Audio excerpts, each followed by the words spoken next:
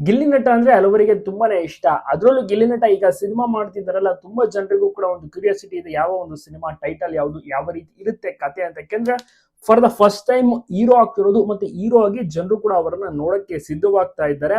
ಯಾವ ರೀತಿ ಪಾತ್ರವನ್ನ ಮಾಡಬಹುದು, ಯಾಕೆಂದ್ರೆ ಅವರು ಕಾಮಿಡಿ ಭರಿತವಾದಂತ ರೋಲ್ ಗಳನ್ನ ಎಷ್ಟು ವರ್ಷಗಳ ಕಾಲ ಪ್ಲೇ ಮಾಡ್ಕೊಂಡು ಬಂದಿದ್ದು.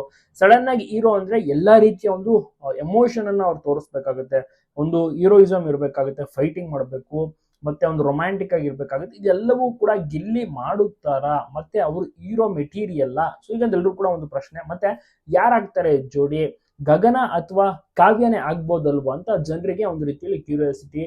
ಹೀರೋಯಿನ್ ಯಾರಾಗ್ಬೋದು ಅಂತ ಒಂದು ಲೆಕ್ಕಾಚಾರ ಕೂಡ ಶುರು ಮಾಡಿದ್ದಾರೆ. ಮತ್ತೆ ಮುಖ್ಯವಾಗಿ ಸಿನಿಮಾದ ಟೈಟಲ್ ಏನಿರ್ಬೋದು ಅಂತ ಎಲ್ಲರೂ ಕೂಡ ಕುತೂಹಲದಿಂದ ವೆಯ್ಟ್ ಮಾಡ್ತಿದ್ದಾರೆ. ಇನ್ನ ಕೂಡ ಯಾವುದೇ ಮಾಹಿತಿ ಕೂಡ ರಿವೀಲ್ ಆಗಿಲ್ಲ. ಬಟ್ ಗಿಲ್ಲಿ ಅವರು ವರ್ಕೌಟ್ ಅನ್ನ ಸ್ಟಾರ್ಟ್ ಮಾಡಿದ್ದಾರೆ. ಹೀರೋ ಆಗ್ಬೇಕು ಅಂದ್ರೆ ಸ್ವಲ್ಪ ಫಿಟ್ ಅಂಡ್ ಫೈನ್ ಆಗಿ ಕಾಣಿಸ್ಬೇಕು. ಸೊ ಹಾಗಾಗಿ ಹೀರೋ ಆಗೋಕ್ಕೆ ಕಂಪ್ಲೀಟ್ ಆಗಿ ತಯಾರಿಯನ್ನ ಸಹ ಮಾಡ್ಕೋತಾ ಇದ್ದಾರೆ. ಜೊತೆಗೆ ಬೇರೆ ಬೇರೆ ಈವೆಂಟ್ಸ್ ಪ್ರೋಗ್ರಾಮ್ಗಳಲ್ಲೂ ಸಹ ಭಾಗಿಯಾಗ್ತಾರೆ.